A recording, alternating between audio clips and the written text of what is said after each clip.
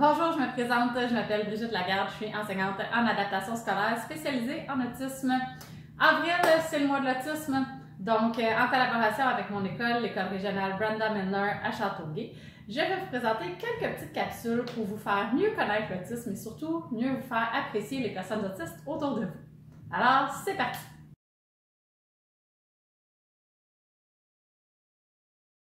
Ma première capsule va parler de l'intégration sensorielle. Qu'est-ce que c'est?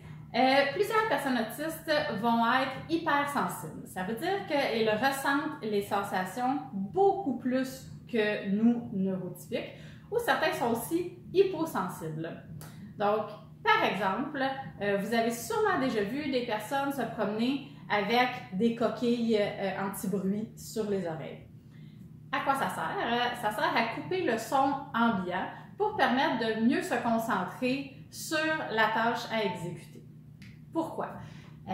Plusieurs personnes autistes vont entendre les bruits spécifiques, même ceux qui sont très loin et qui nous, soit on ne les entend pas, soit on est capable de les ignorer.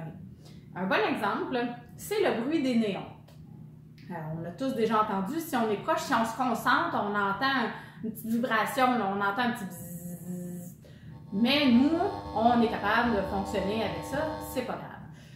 Pour certaines personnes autistes, ce son-là devient prioritaire. Donc, ils l'entendent tout le temps.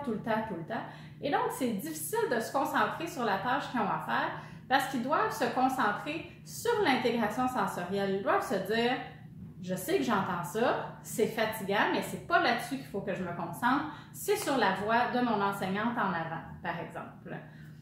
Le même principe, nous, dans la rue, on va entendre le camion de poubelle passer ou je ne sais pas, on va l'entendre, ça ne va pas être plus important que ça pour nous. Eux, ça va être très intense. À la limite, ça peut leur faire mal aux oreilles. Puis nous, on peut avoir de la misère à comprendre ça parce que pour nous, c'est pas très fort autour de nous, mais eux le ressentent extrêmement fort. Donc, c'est pour ça qu'on va voir certaines personnes avec des coupes-sons, des coquilles anti-bruit ou qui vont poser les mains sur leurs oreilles. Donc, c'est à ne pas négliger si on voit quelqu'un faire ça.